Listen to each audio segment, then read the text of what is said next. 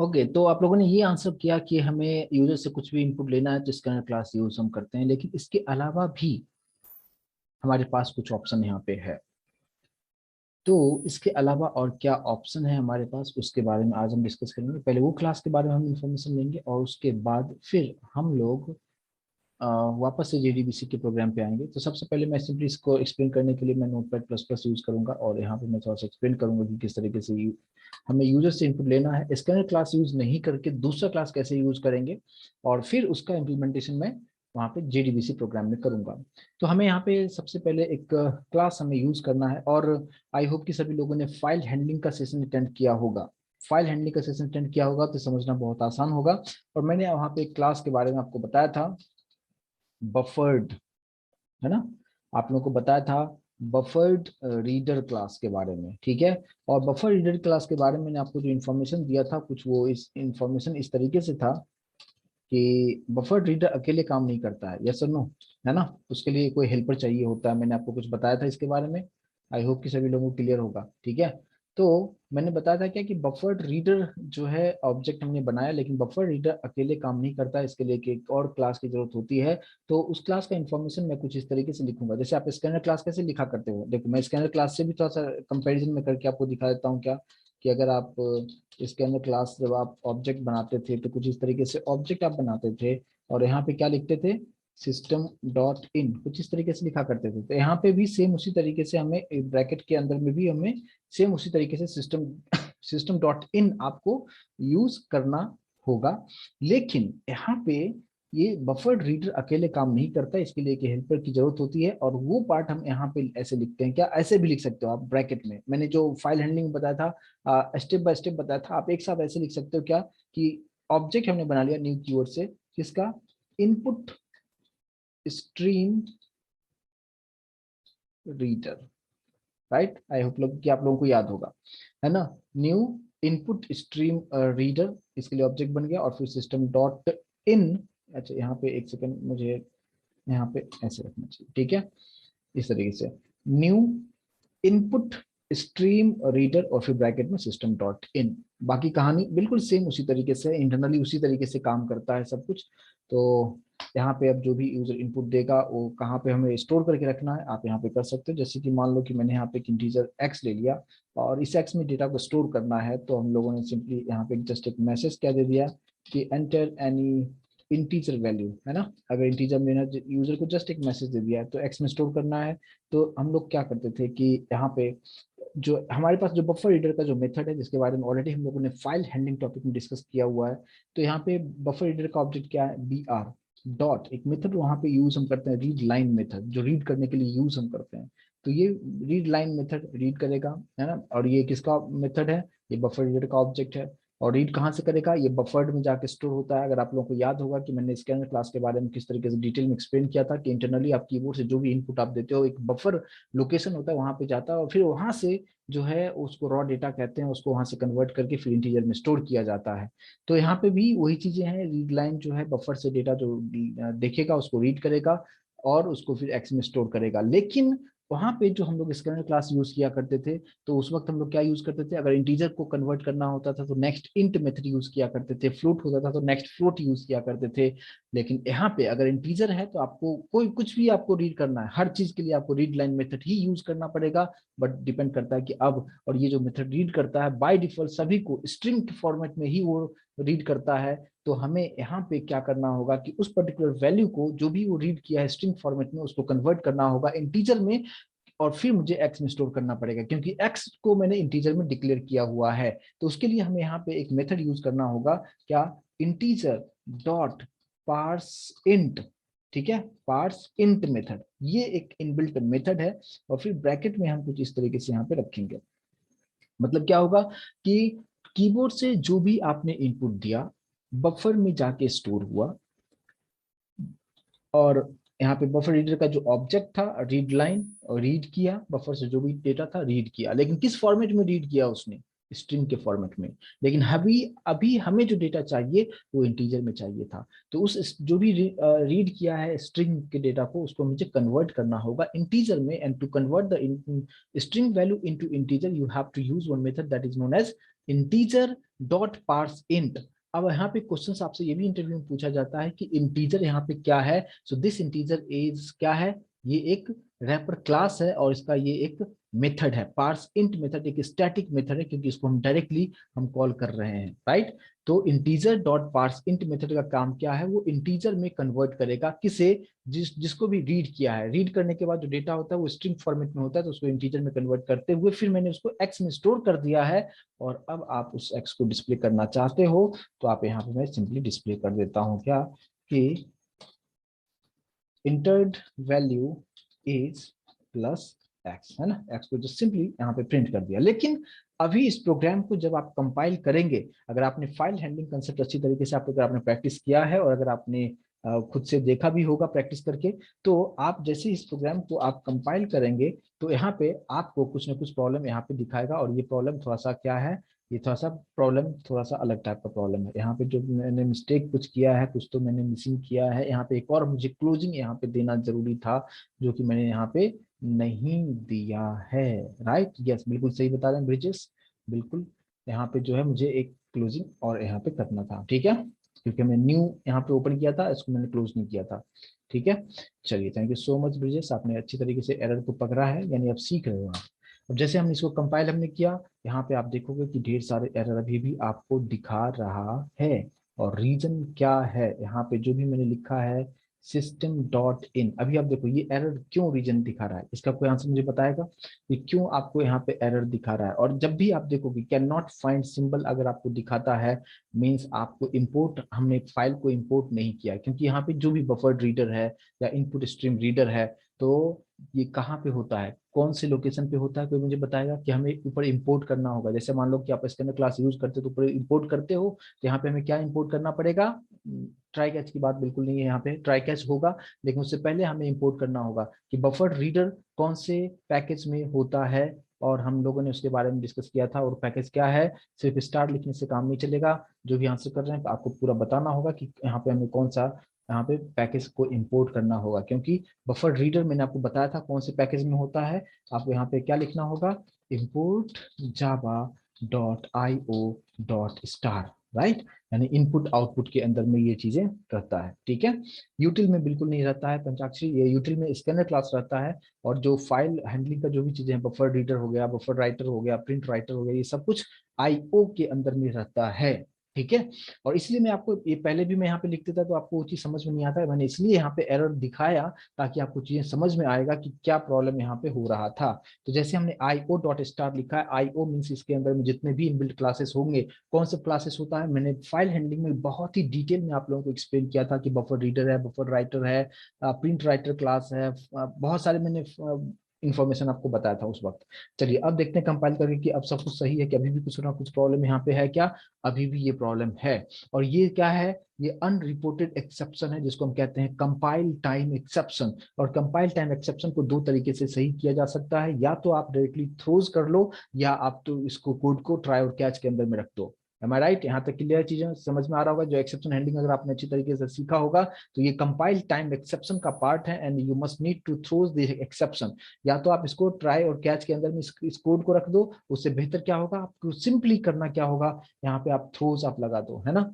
यहाँ पे क्या लगा दोगे, थ्रोज। और कौन सा एक्सेप्शन आ सकता है, यहाँ पे आईओ एक्सेप्शन, है ना, क्योंकि इनपुट आउटपुट एक्सेप्शन का प्रॉब्लम है। बस इसको आप यहाँ पे हैंडल कीजिए, बस काम आपका हो चुका है। और अब आप इसको कंपाइल करके देखिए, हमने जब कंपाइल किया अब बोल रहा है सब कुछ ओके है। और अब रन करके आप देखेंगे, एंटर एनी इंटीजर वैल्यू, मैंने 10 दे दिया, एंटर्ड वैल्यू इज 10, राइट। तो ये दूसरा तरीका मैंने आपको बताया कि instead of using scanner class you can also have one more class that is known as the buffered reader, and you can use this class to get the input at the runtime, ठीक है।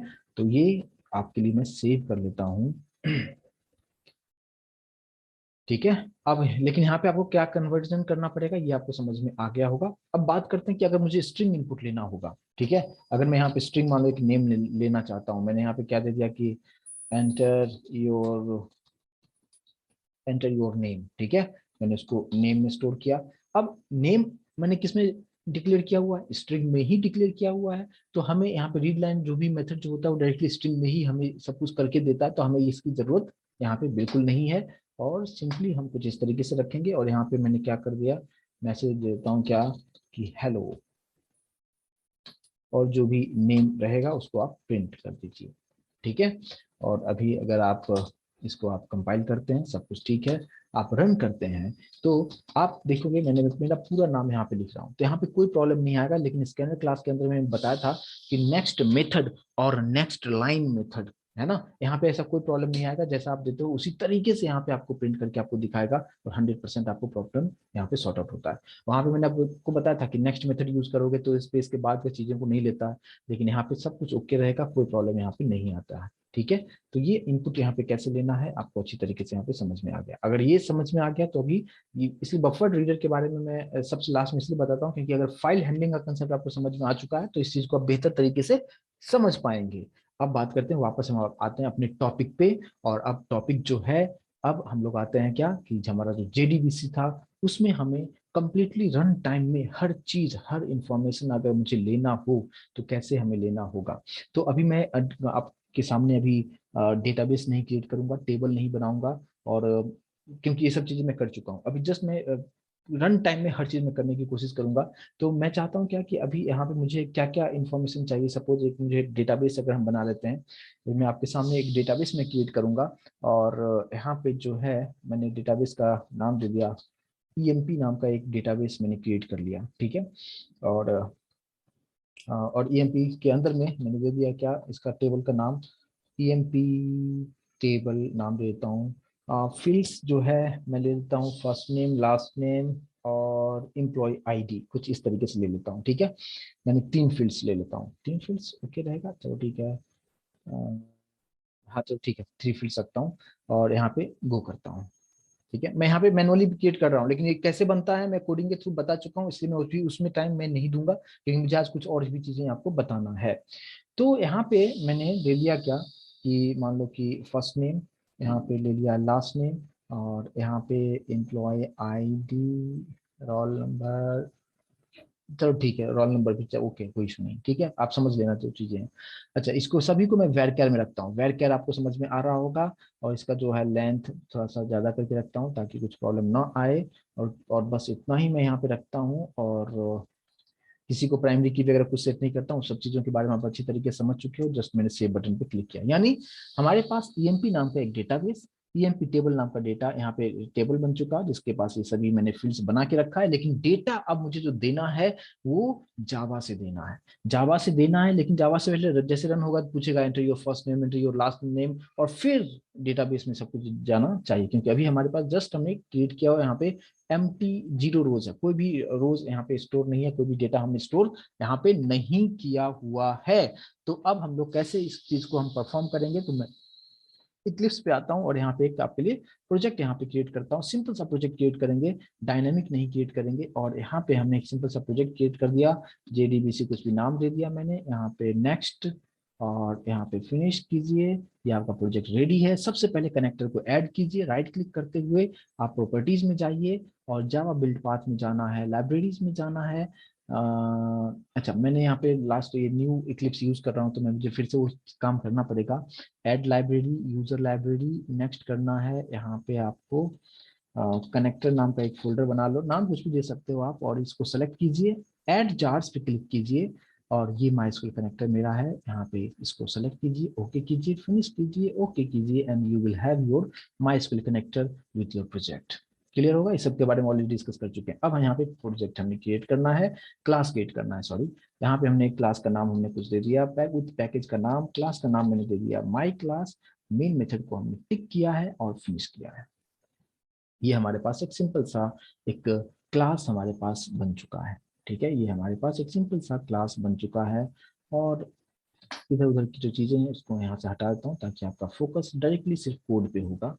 और यहाँ पे बहुत सावधानी समझिएगा, और यहाँ पे अभी जो भी चीजें करेंगे हर चीज के बारे में बता चुका हूँ, कुछ कुछ नए नए टर्म में आपको यहाँ पे यूज करूंगा, बाकी सब कुछ क्लियर होगा।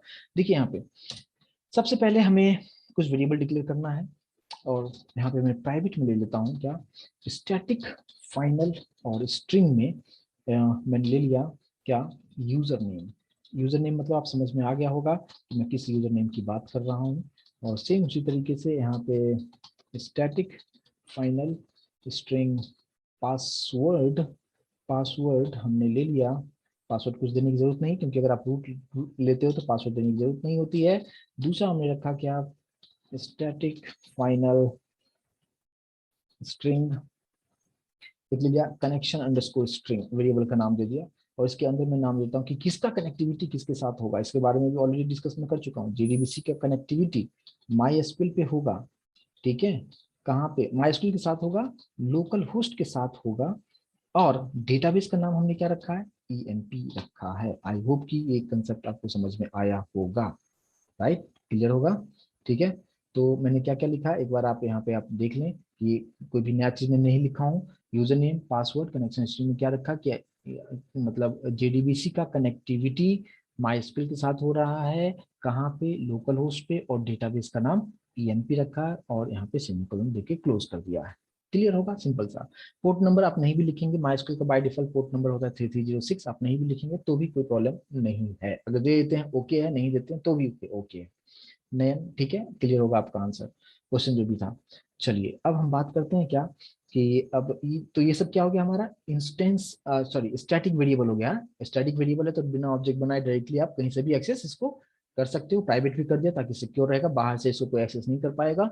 और अब बात करते हैं यहाँ पे जो जो क्लासेस के बारे में हमने जो आपको बताया था, उस सभी क्लासेस का हम यहाँ पे यूज हम कर सकते हैं, राइट। अगर चेंज करते हो तो उस वक्त आपको दूसरा फिर आपको देना पड़ेगा, जो भी पोर्ट नंबर आपने चेंज किया है। अगर आपने नहीं चेंज किया है, बाय डिफॉल्ट ही रखते हैं तो 3306 होता है, तो बाय डिफॉल्ट 3306 ही समझता है। लेकिन अगर आपने मैनुअली, अगर आपने माई स्क्रीन में जाके चेंज किया है पोर्ट नंबर को, देन हमने अपनी लास्ट क्लास में आपको बताया था कि यहाँ पे पोर्ट नंबर हम लोग लिखा करते थे, ठीक है।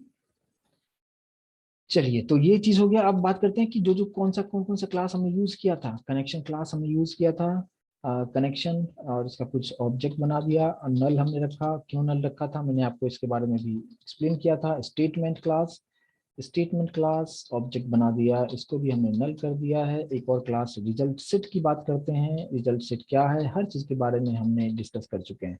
यहाँ पे अभी आपको जो भी एरर आपको दिखा रहा है, कंट्रोल शिफ्ट ओ कीजिए, और कंट्रोल शिफ्ट ओ करने के बाद यहाँ पे हर तरह से आपको यहाँ पे बताएगा कि किसको किसको आपको इंपोर्ट करना है। तो आप यहाँ पे क्या कर सकते हैं कि डायरेक्टली आप ऐसा भी कर सकते हो क्या कि एक एक इंडिविजुअली जो आप करोगे, इससे बेहतर क्या होगा, इससे बेहतर ये होगा कि आप क्या कर, आप यहाँ पे लिखोगे import java डॉट एसक्यूएल, हमने जो लिया है। आप यहाँ पे एक सेकेंड आप ऐसे कर लो क्या, डायरेक्टली कि import java dot SQL dot star, star करते हो तो स्टार के अंदर में सारा चीज आ जाता है। अच्छा, आगे हम लोग यूज करने वाले हैं एक और क्लास, कौन सा, बफर रीडर के बारे में यूज हम करेंगे, तो उसको भी इंपोर्ट पहले से करके रखेंगे, हमारा काम यहाँ पे हो जाएगा। Java dot I O, right, dot star, तो इसी के अंदर में बफर रीडर वाला चीजें आ जाएगा, वो सब कुछ इसमें आ जाएगा। चलिए ठीक है। अब देखिए, अब मुझे यहाँ पे क्या करना है कि एक मैंने इंटीजर में एक चॉइस नाम का एक वेरिएबल ले लिया, इंटीजर में रखा, ठीक है।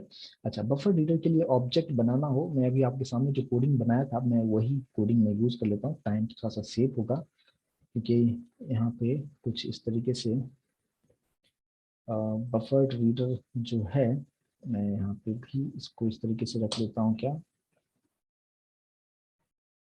यूजर से इनपुट लेने के लिए मैंने यहाँ पे इसको यूज कर दिया, ठीक है। सेम बफर रीडर रखा है, क्यों रखा है, क्योंकि मुझे यूजर से इनपुट लेने के लिए बफर रीडर मैंने यहाँ पे यूज किया हुआ है। चलिए ठीक है, यहाँ पे इसका आगे हम यूज करेंगे थोड़ी देर में। अब देखिए, अब चॉइस हमने रखा है, बफर रीडर का क्या यूज है ये भी आप अच्छी तरीके से आप समझ चुके हो। अब यहाँ पे देखिए, अब मैं यहाँ पे क्या कर रहा हूँ कि कनेक्शन का जो ऑब्जेक्ट हमने जो बनाया था, इक्वल्स टू, कोडिंग बिल्कुल वही लिखेंगे जो पहले हम लोग यूज किया करते थे। क्या, एक क्लास था हमारे पास ड्राइवर मैनेजर, है ना, driver manager dot get connection method. और इस गेट कनेक्शन मेथड के अंदर में आपको क्या सब लिखना पड़ेगा, कौन स्ट्रिंग, है ना, ऊपर वेरिएबल में डिक्लेयर किया हुआ था, और यहाँ पे कॉमा, यूजर नेम, और यहाँ पे पास, है ना, इसके थ्रू ये कनेक्ट हो जाएगा। अब ये आपको यहाँ पे एरर आपको दिखा रहा है, कर्सर आप रखेंगे, बोलेगा ट्राई कैच कर लो या थ्रोज कर लो, ठीक है। तो यहाँ पे आप थ्रोज कर लो, ज़्यादा बेहतर हो जाएगा, ट्राई कैच लगाने की जरूरत नहीं, डायरेक्टली मैंने थ्रोज कर लिया है, एसक्यूएल एक्सेप्शन, ठीक है। अब ये पार्ट हमारा हो चुका है यहाँ तक। इसके बाद हम स्टेटमेंट क्लास को एक्टिवेट करेंगे।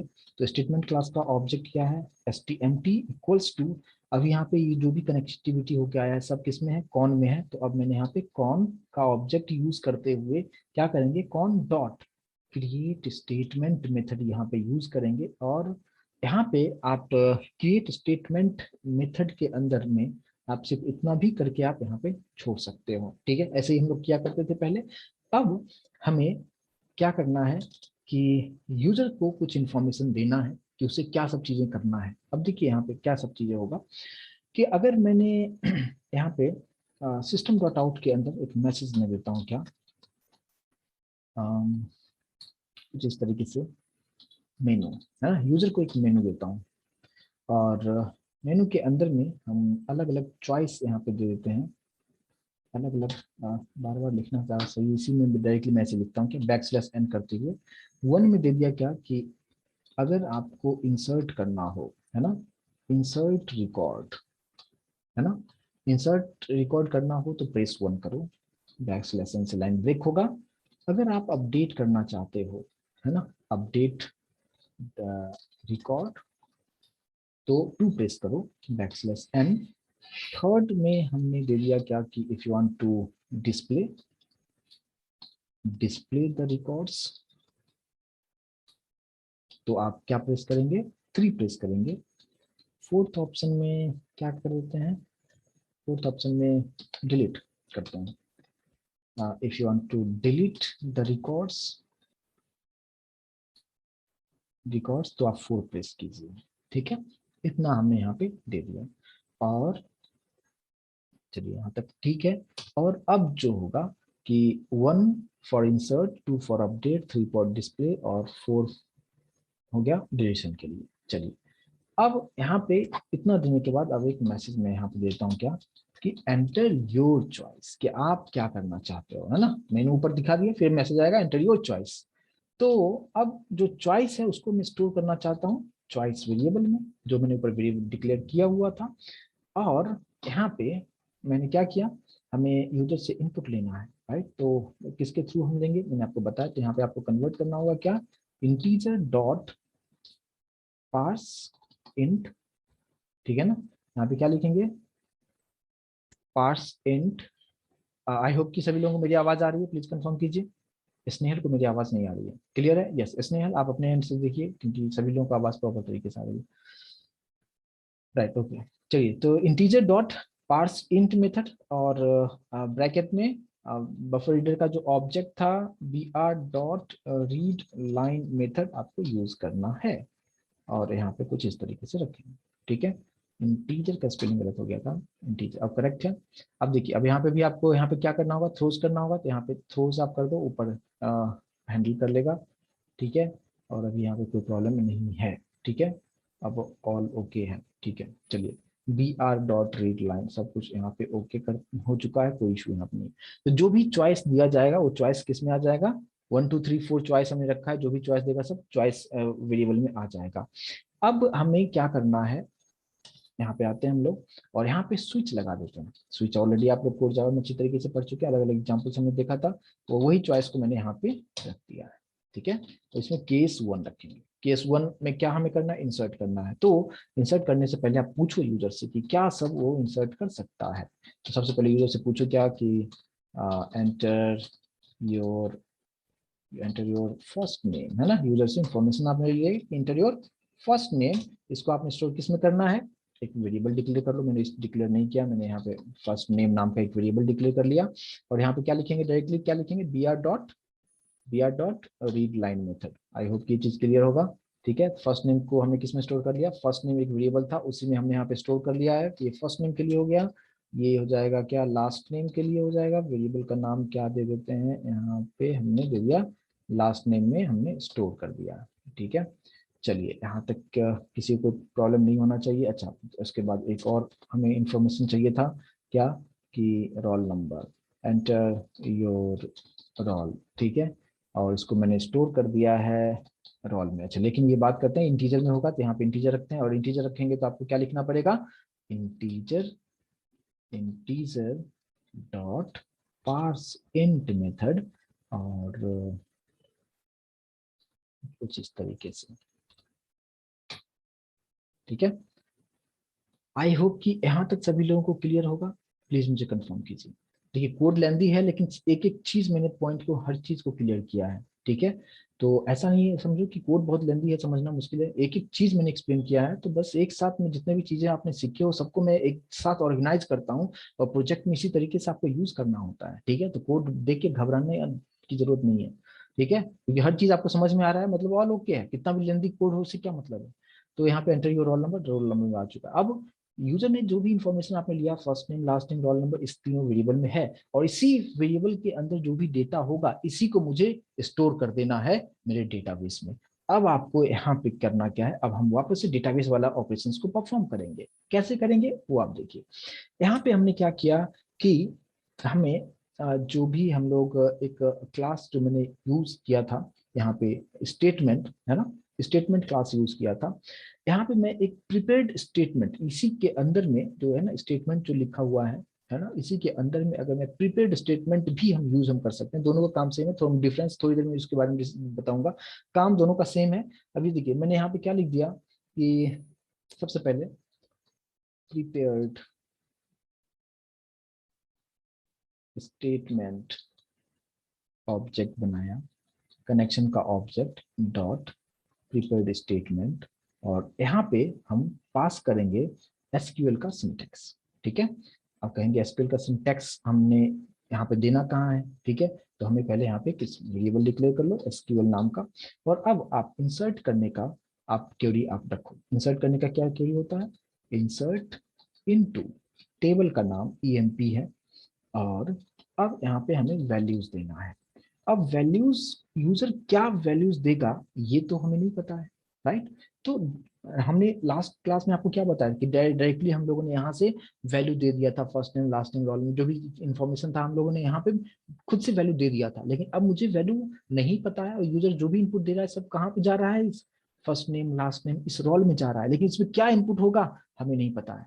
तो हम जस्ट जितना इनपुट है उतना आप क्वेश्चन मार्क दे दो, question mark question mark question mark, कुछ इस तरीके से, और लास्ट में यहाँ पे सेमी कॉलम दे देंगे, और वही एसक्यूएल को मैंने यहाँ पे पास कर दिया है। आई होप कि यहाँ तक क्लियर होगा सभी लोगों को। और प्रीपेड स्टेटमेंट वही काम करता है, व्हीकल की तरह काम करता है, जो मैंने आपको स्टेटमेंट क्लास के बारे में एक्सप्लेन किया था, लेकिन दोनों में क्या डिफरेंस है थोड़ी देर में उसके बारे में भी हम डिस्कस करेंगे। ठीक है, आई होप कि यहाँ तक सभी लोगों को क्लियर होगा। बस वही इसके लिए यहाँ पे पास कर दिया।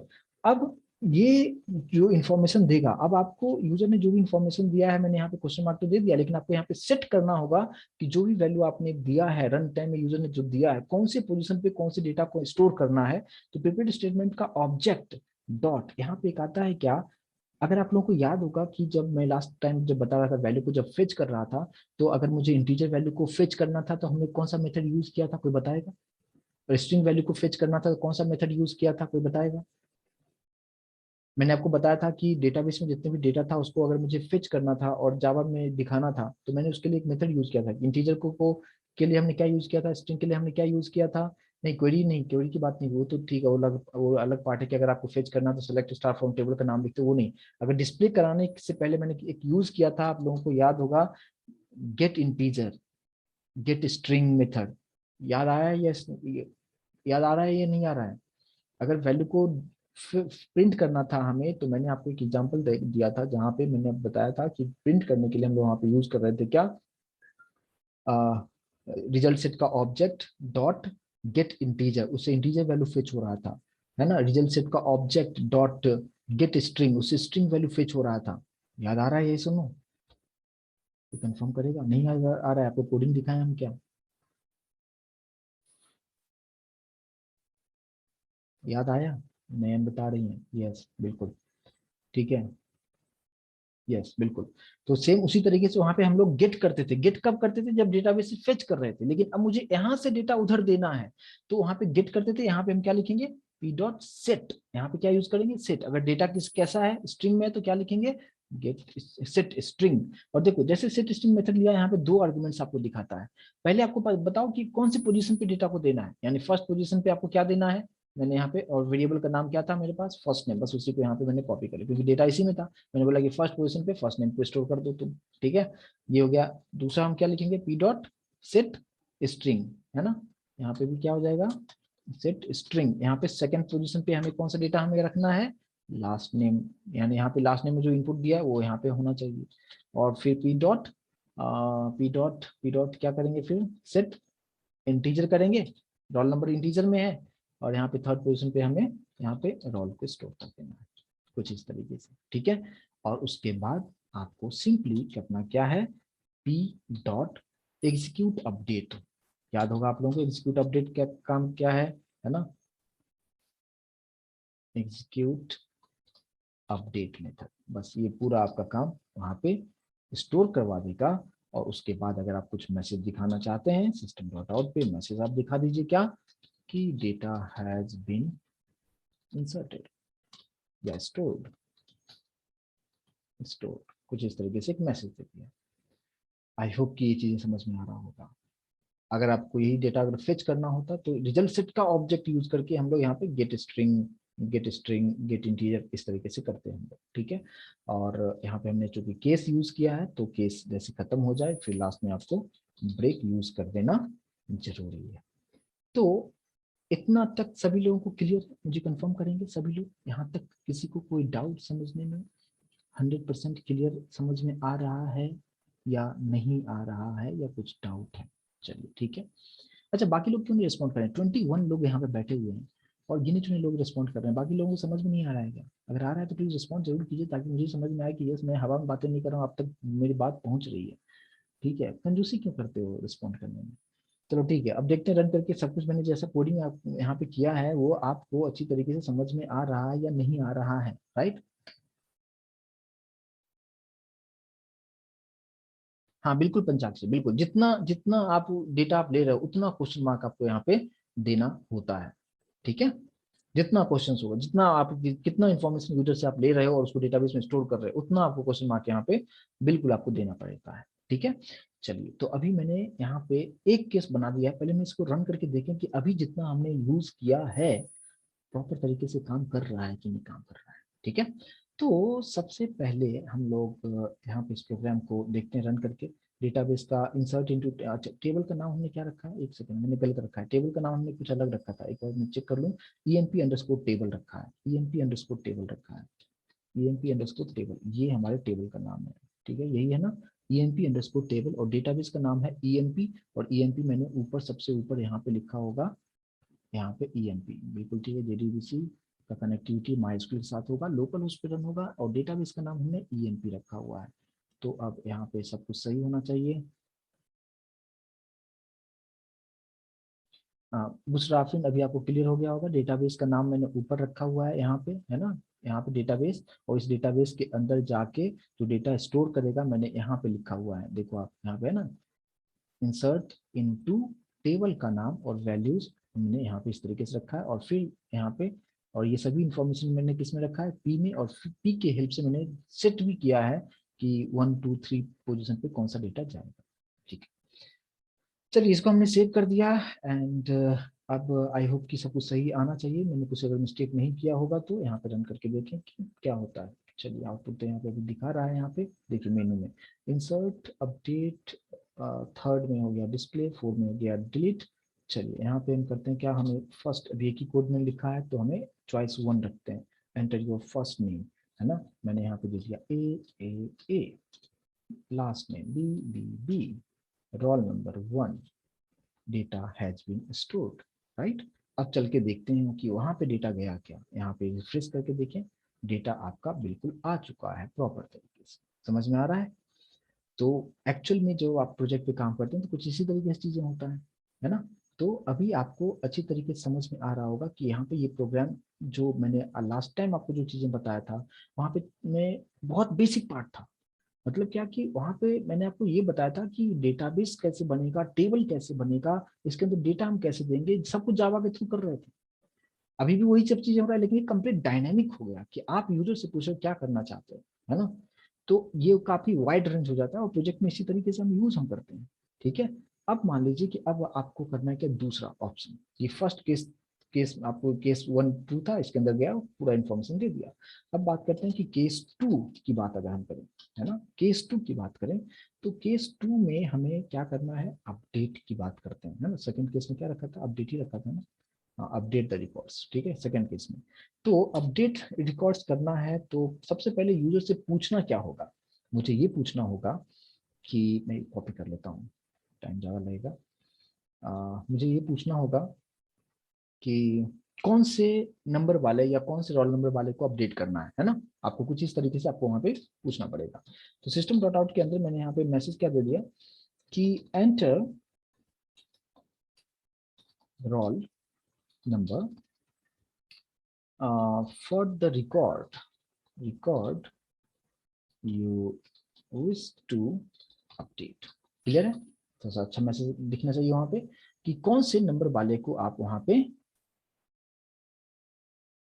बिल्कुल होगा पंचाक्षरी, क्यों नहीं होगा। फिर से आप रन कीजिए, फिर से आप चॉइस 1 डालिए और दीजिए, फिर से जाके स्टोर होगा। कितना भी आप 1000 आप 1 लाख जितना बार चाहो उतना रन करो और यहाँ पे देते रहो। इसमें आप डू वाइल लूप लगा दो, बार बार एग्जीक्यूट होता रहेगा, जितना चाहो उतना डेटा स्टोर कर सकते हो आप। क्लियर है, इसमें कोई लिमिटेशन नहीं है, यही तो डेटाबेस तभी तो यूज किया जाता है। ठीक है, जितना चाहो उतना आप उतना बार रन कीजिए, उतना वैल्यू दीजिए। और ये जो यहाँ पे जो वैल्यू आता है वो थोड़ी ना ओवरराइड हो जाएगा। लास्ट टाइम भी बताया था, आप दूसरा वैल्यू देते हैं इसके नीचे आ जाएगा, तीसरा वैल्यू दोगे उसके नीचे आ जाएगा, तो वो कितना भी आप डेटा स्टोर कर सकते हो।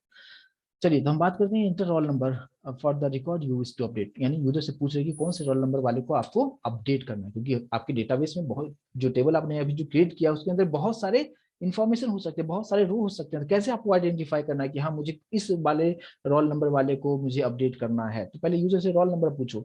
तो मैंने यहाँ पे वही वेरिएबल रखा जो रोल ऊपर जो डिक्लेयर किया हुआ था उसी में यहाँ पे रखता हूँ। और मैं यहाँ पे कुछ इस तरीके से रख दिया। आई होप कि चीज सभी लोगों को क्लियर यहाँ पे होगा कि रोल नंबर हमने इन्फॉर्मेशन ले लिया। अब रोल नंबर जब पूछ लिया कि हाँ इस रोल नंबर वाले को आपको अपडेट करना है, तो फिर वो पूछेगा कि enter new first name, enter new last name, कुछ ऐसे आएगा ना, जो पहले से लास्ट नेम और फर्स्ट नेम उसको आपको हटाना है। कौन से रोल नंबर वाले को, 1 रोल नंबर वाले को। तो आप क्या करोगे, यूजर से पूछोगे कि एंटर नया एक नाम डालो कि जो आप वहां पे डालना चाहते हो। तो मैंने यहाँ पे इसी को मैं कॉपी कर लेता हूँ, एंटर योर फर्स्ट नेम और लास्ट नेम को कॉपी कर लिया, जस्ट वहां पे लगा देंगे न्यू, ताकि आपको समझ में आएगा क्या कि इस तरीके से मैंने यहाँ पे क्या दे दिया कि enter enter new first name, new last name. ठीक है, और वहां पे डिक्लेरेशन था ही, तो यहाँ पे डिक्लेरेशन करने की जरूरत नहीं है, और उसी वेरिएबल में हमने यहाँ पे स्टोर कर दिया। यहाँ तक सभी लोगों को क्लियर है, यहाँ पे जो मैंने लिखा है कि न्यू फर्स्ट नेम, क्योंकि मुझे अपडेट करना है तो ऑब्वियसली न्यू डेटा आपको देना पड़ेगा, और उसी वेरिएबल में मैंने यहाँ पे इसको स्टोर कर दिया। अब आपको सिंपली करना क्या होगा, आपको जब एसक्यूएल का क्वेरी फाइल करो तो यहाँ पे वेरिएबल ऑलरेडी ऊपर एसक्यूएल में डिक्लेयर किया हुआ था, और यहाँ पे अपडेट का क्या होता है, अपडेट अपडेट टेबल का नाम क्या है, emp अंडरस्कोर टेबल। ठीक है, सेट करना है, क्या सेट करना है, मुझे फर्स्ट नेम सेट करना है ना, फर्स्ट नेम सेट करना है, लेकिन क्या यूजर देगा पता नहीं, इक्वल्स टू व्हाट कर दो। ठीक है, फिर लास्ट नेम, यूजर जो लास्ट नेम देगा, वो नया जो लास्ट नेम देगा वो क्या देगा, वो भी हमें नहीं पता है। और वेयर, कौन से रोल नंबर वाले को अपडेट करेगा, उसके बारे में भी हमें कोई इंफॉर्मेशन नहीं, इसलिए क्वेश्चन मार्क दे दिया, और फिर यहाँ पे हम लोग सेमीकोलन देंगे। क्लियर होगा।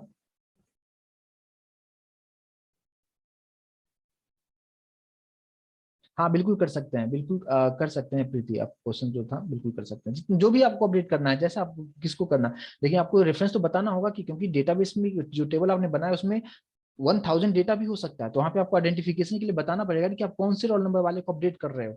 तो यहाँ पे आपको क्या लिखना होगा, अपडेट टेबल का नाम सेट करो, मतलब नया नाम डालो। फर्स्ट नेम वाले पे क्या डालने वाले हो आप, न्यू जो इन्फॉर्मेशन होगा, लास्ट नेम वाले पे क्या डालने वाले हो, और where roll number equals to what, यानी रोल नंबर भी हमें पता नहीं कि यूजर क्या देने वाला है, राइट। रोल नंबर के बाद कॉमा कहाँ पे बात कर रहे हैं ब्रिजेश, मुझे समझ में नहीं आया, लास्ट नेम के बाद कॉमा होगा।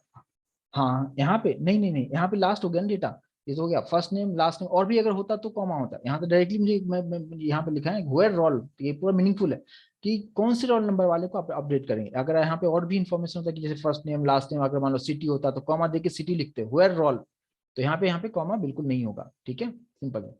तो ये सिंटैक्स किस चीज का है, ये अपडेट का सिंटैक्स है और इसका यूज हमने लास्ट टाइम भी हमने किया था। अब इसके बाद का जो प्रोसेस होगा बिल्कुल सेम होगा।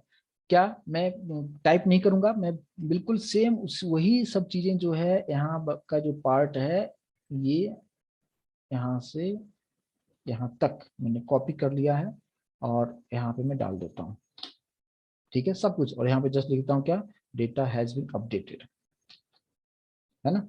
क्योंकि जो भी न्यू डेटा लिया है बस फिर वही एसक्यूएल को एग्जीक्यूट करवाएगा यहाँ पे प्रिपेयर स्टेटमेंट के अंदर, फिर यहाँ पे सबसेट करेगा और फिर यहाँ पे आपको डेटा को प्रिंट करे। यहाँ पे मैसेज क्या आ जाएगा, रिकॉर्ड हैज बीन अपडेटेड, और लास्ट में हमने ब्रेक कर दिया। क्लियर है, कोई डाउट नहीं। बस यहाँ पे क्यूरी आपको चेंज करना है और न्यू इन्फॉर्मेशन लेना है। पहले यूजर से पूछना है कि रोल नंबर कौन से रोल नंबर वाले को अपडेट करना है, और उसके बाद आप इस प्रोग्राम को आप फिर से रन करके देखें कि अभी जो भी मैंने चेंजेस किया है आई होप कि सब कुछ सही है। आप लोग भी ध्यान देना क्योंकि कोडिंग बहुत लेंदी हो रहा है, कहाँ से कहाँ होगा तो ध्यान देते रहना कहीं स्पेलिंग मिस्टेक ना हो। एग्जीक्यूट अपडेट बिल्कुल ठीक है, यहाँ पे इंटीजर है, बिल्कुल सब कुछ ठीक है। चलिए रन करके देखते हैं, सब कुछ क्लियर हो जाएगा। मैं फिर से यहाँ पे इस प्रोग्राम को मैं यहाँ पे रन करके देखें, सब कुछ यहाँ पे ठीक बता रहा है। और अभी हमारे पास जो है यहाँ पे पहले से डेटा हमारे पास ऑलरेडी है, मैं उसी को ये ठीक करके देखता हूँ कि मैं डायरेक्टली 2 देता हूँ। ठीक है, 2 देने का मतलब क्या, अपडेट रिकॉर्ड। तो यहाँ से पूछ रहा है क्या, enter the roll number for the record use to update, कौन से रोल नंबर वाले को अपडेट करने वाले हो। तो हमारे पास एक ही डेटा है, उसका रोल नंबर क्या है, 1 है। तो आप सिंपली क्या लिख दोगे यहाँ पे, 1 रोल नंबर वाले को एंटर करोगे तो पूछेगा एंटर न्यू फर्स्ट नेम।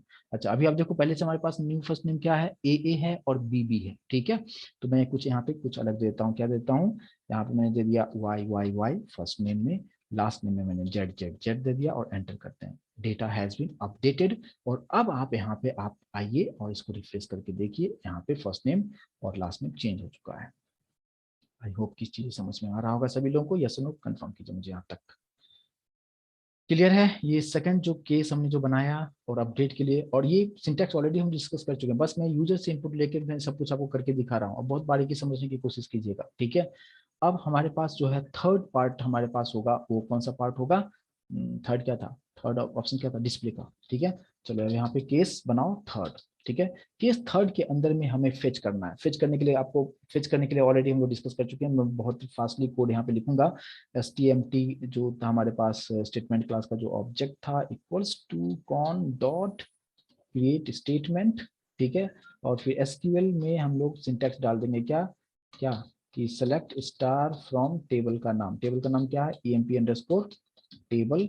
और ये चीज क्लियर है। और आप जानते हो कि यहाँ पे रिजल्ट सेट का यूज हम करते हैं, है ना। stmt डॉट, यहाँ पे कौन सा मेथड यूज किया जाएगा, एग्जीक्यूट अपडेट और एग्जीक्यूट क्वेरी। प्लीज रिस्पॉन्ड कीजिए, मैंने आपको बताया था इसके बारे में कि कौन सा मेथड यहाँ पे यूज हम करेंगे। यस, मैंने आपको बताया था कौन सा मेथड यूज करेंगे, बिल्कुल करेक्ट बता रहे हैं, बिल्कुल एग्जीक्यूट क्वेरी हम यूज करते हैं। तो स्टेटमेंट का object dot execute query method यहाँ पे यूज करेंगे और यहाँ पे क्या पास कर देंगे, एसक्यूएल। तो जो भी डेटा आएगा सब किसमें आ जाएगा, आरएस में आ जाएगा, और फिर आपको प्रिंट करना है। फिर मैंने वहां पे भी बताया था कि बहुत सारे डेटा और सबको प्रिंट कैसे करेंगे, तो व्हाइल लूप लगा दिया। R S dot next method आपको बताया था कि नेक्स्ट नेक्स्ट चेक करेगा, जब तक नेक्स्ट मिलता रहेगा ये ट्रू रिटर्न करेगा, और ट्रू रिटर्न करेगा तो आपको यहाँ पे प्रिंट कर देना है। और प्रिंट करने के लिए मैंने यहाँ पे क्या लिख देंगे, अगर मान लो कि मुझे फर्स्ट नेम अगर प्रिंट करना हो तो मैंने डायरेक्टली कुछ ऐसे लिखता हूँ क्या, कि फर्स्ट नेम इज प्लस, क्या लिखेंगे, R S dot gate string, है ना। या पोजीशन भी आप यहाँ पे लिख सकते हो, है ना। सॉरी गेट शॉर्ट नहीं, गेट स्ट्रिंग होना चाहिए। आर एस डॉट वहां पे सेट किया था पहले, और अभी हमें प्रिंट करना है। अब पोजीशन में आप डाल दो तो इस तरीके से पोजीशन ले लेगा। और यहाँ पे सबको एक लाइन में प्रिंट कर देते हैं, तो प्रिंट सिर्फ लिखते हैं, प्रिंट एरर नहीं लिखते हैं। और इसी तरीके से हमने, ये हमारे पास हो जाएगा क्या, लास्ट नेम, ये हमारे पास हो जाएगा रोल नंबर। ठीक है, और यहाँ पे क्या हो जाएगा, हमारे पास हो जाएगा ये क्या, गेट इंटीजर। गेट इंटीजर का इंडेक्सिंग क्या है, 3 है, इसका इंडेक्सिंग 2 है।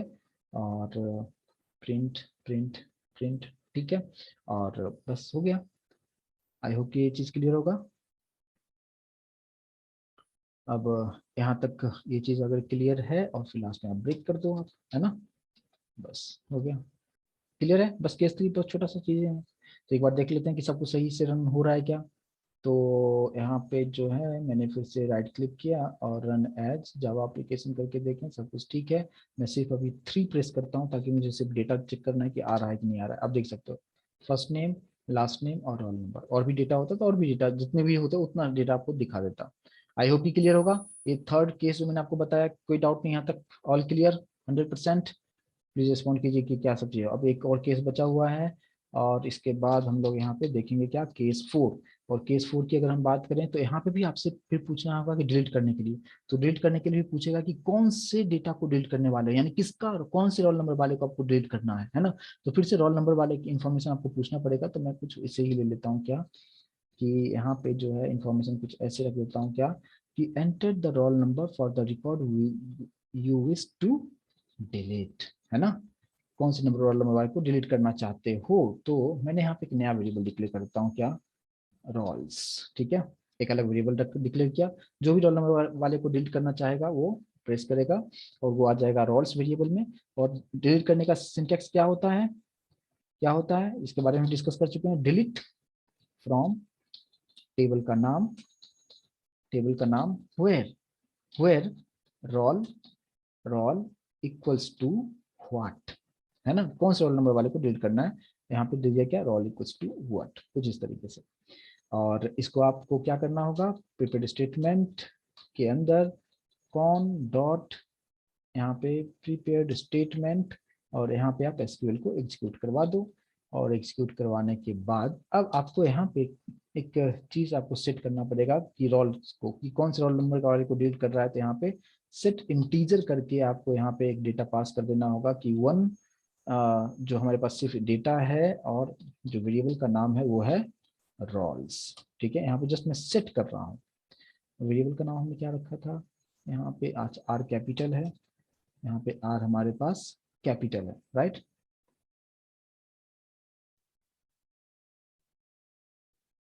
यस बिल्कुल बिल्कुल, जितना रहेगा सबको डिस्प्ले करने के लिए आपको यूज करना होगा। हाँ बिल्कुल दे सकते हैं, लेकिन देखिए पंचाक्षरी, मैं रोल नंबर या इम्प्लॉय आईडी इसलिए ले रहा हूँ क्योंकि वो यूनिक होता है। नाम हो सकता है कि अगर जैसे आपका पंचाक्षरी नाम है, हो सकता है 10 लोगों का नाम हो, तो जितने भी लोगों का पंचाक्षरी नाम होगा सबको डिलीट कर देगा वो, है ना। तो लेकिन रोल नंबर तो यूनिक होगा ना, इसलिए रोल नंबर को ही यहाँ पे लिया जाता है। आई होप की चीज समझ में आ गया होगा आपको, राइट। यस, चलिए। अब यहाँ पे पी डॉट सेट इंटीजर कर दिया और फिर पी डॉट एग्जीक्यूट के लिए एग्जीक्यूट अपडेट करना होगा। ठीक है, एग्जीक्यूट अपडेट। और ये पार्ट जैसे अपडेट होगा, आप जस्ट यहाँ पे एक मैसेज आप डाल दो सिस्टम डॉट आउट पे क्या, कि रिकॉर्ड डिलीटेड, है ना। और फिर इसके बाद रिकॉर्ड डिलीटेड कर दिया और ब्रेक देना है, ब्रेक दे दीजिए। ठीक है, तो ये हमारे पास ये आ गया। और अभी जो है, अब इस प्रोग्राम को अगर मैं रन करके देखें कि सब कुछ सही है या कुछ मिस्टेक तो नहीं हुआ है, चलिए रन करके देखते हैं। और अभी आपके आपने देखा कि आपके डेटाबेस में चल के देखें तो एक रिकॉर्ड हमारे पास में है। ठीक है, एक रिकॉर्ड हमारे पास में स्टोर्ड है। तो अभी मुझे क्या करना है, उसी को डिलीट करना है। यानी 4 को प्रेस अगर करके एंटर करते हैं तो पहले पूछेगा क्या कि कौन से रोल नंबर वाले को आपको डिलीट करना है। तो मुझे हमारे जो पास एक ही डेटा है उसका रोल नंबर 1 है, आप एंटर अप करेंगे, रिकॉर्ड डिलीटेड। और अब आप यहाँ पे आइए और इसको रिफ्रेश करके देखिए, डिलीट हो चुका है। यहाँ पे आपको दिखा रहा है 0 रोज। तो हमने जहां से स्टार्ट किया था वहीं पे लाके आपको छोड़ दिया हूँ वापस से। ठीक है, और मैंने एक ही प्रोग्राम के अंदर सारा चीज आपको करके यहाँ पे दिखा दिया। एक केस और आप डाल दो आप, है ना, अगर यूजर ने गलती से कुछ दूसरा ऑप्शन डाल दिया तो वहाँ पे डिफॉल्ट में, है राइट, केस नहीं डिफॉल्ट डाल दो, है ना। डिफॉल्ट, डिफॉल्ट में आप सिंपल सा मैसेज डाल दो क्या, इनवैलिड चॉइस, इनवैलिड चॉइस और ब्रेक। अभी आप लोगों को समझ में आ रहा होगा कि कोर जावा में जो भी चीजें पढ़ते थे क्यों यूज किया करते थे। अभी यहाँ पे हर तरह से सभी चीजों का यूज यहाँ पे मैंने आपको करके आपको बता दिया। ठीक है, इस प्रोग्राम को एज इट इज करके मैं आपके लिए सेव कर देता हूँ और आपको मेल पे सेंड कर दूंगा। ठीक है, तो आई होप कि ये आपको अच्छी तरीके से समझ में आया होगा कि एक एक प्रोग्राम जो लास्ट टाइम में हमने एक एक अलग अलग पार्ट मैंने आपको करके दिखाया था कि डेटाबेस कैसे बनता है, टेबल कैसे बनता है। लेकिन मैंने अभी एक ही प्रोग्राम में हर चीज को मैंने इम्प्लीमेंटेशन करके आपको दिखाया। और मैं आपको बताऊं, जब आप इंटरव्यू के लिए जाते हैं तो ये प्रोग्राम आपसे कहा जाता है करने के लिए कि आपको एक डेटाबेस बनाओ, यूजर्स इन्फॉर्मेशन लो, डेटाबेस में स्टोर करो, अपडेट करो, डिलीट करो, बस इतना आपको बोलेगा करने के लिए। ठीक है, जो मैं आपको बताता हूँ ना कि आपसे जो इंटरव्यू में जो क्वेश्चंस पूछे जाते हैं वो 60-70% कोर जावा से क्वेश्चंस पूछे जाते हैं, और जो 30% जो क्वेश्चंस है वो आपको डायरेक्टली बोलेगा करके दिखाओ, क्योंकि एडवांस जावा में चीजों को एक्सप्लेन करने की बात नहीं, क्योंकि अगर आप कोर जावा अच्छी तरीके से समझते हो तो ये सब चीजें आसान बात है समझना। तो जस्ट आपको देखना चाहता है कि आप कितना इंप्लीमेंटेशन कर पाते हो। और मैं अभी चाहता था, मैं जस्ट कॉपी पेस्ट करके इसको रन कर सकता था, लेकिन मैं आपको एक एक चीज आपके सामने में टाइप किया ताकि आपको समझ में आता है, हाँ यहाँ पे ये हुआ कि हमने कौन सा चीजें क्यों लिखा, एक एक चीज को आपके सामने में टाइप करके बताया ताकि आपको एक एक चीज आपको अच्छी तरीके से यहाँ पे समझ में आएगा।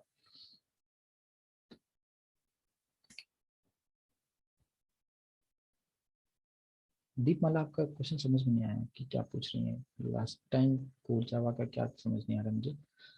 राइट, तो ये आपको अच्छी तरीके से इसको प्रैक्टिस आपको करना है, और आप जरूर से जरूर प्रैक्टिस आप कीजिए, क्योंकि वही आपको परफेक्शन आपको देगा। ठीक है।